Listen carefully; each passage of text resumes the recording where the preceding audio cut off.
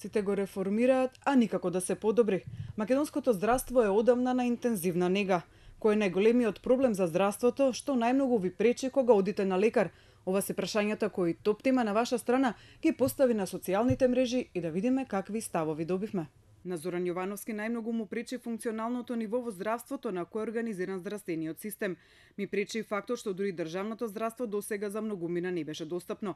Мислам дека државата, која и суставот се декларира како социјална, не смеше во минатото да си го дозволи. Тоа е ставот на Јовановски. За Кази Мајдаровски проблемот е хигиената, стручноста, но и подмитувањето. Со еден збор, нашиот здравствен систем е нефункционален. Ако некој успее тоа да го среди, ќе го прогласиме за народен херој, напиша Ајдаровски. Лена Петров на Твитер напиша дека лекарите не се единствени чинители на здравствениот систем и дека на клинички има оделенија што работат со по 2 хигиеничарки и недоволно сестри. Петров при тоа вели дека има пракса фризерки, гимназијалки со модредни испити да стануваат сестри на кои не смее да им се довери смена, па цели клиники работат со 4 сестри.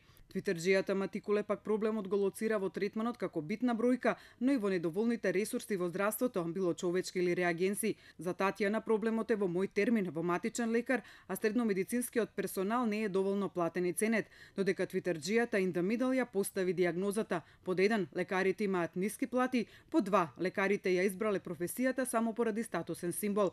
Лукреција Борџа пак смета дека нема основна хигиена, стари објекти, стари апарати, недоволно ресурси, сестри богови, доктори незаинтересирани, фондот нефункционален. Маја Апостолова се осврна и на хуманиот аспект на македонското здравство. Редица на 20 души, доктор пие кафе, примање мито за да те третираат како човек, некултурни сестри што мислат дека болницата е нивна. Според Сафет Зекири, најголем проблем пак во здравството се ниските плати, а му пречи тоа што треба да се чека многу ред и тоа што пациентите ги шетаат од едно до друго место. Решението тој го гледа во владината програма. Имаше и други ставови како може да се реши проблемот со здравствениот систем.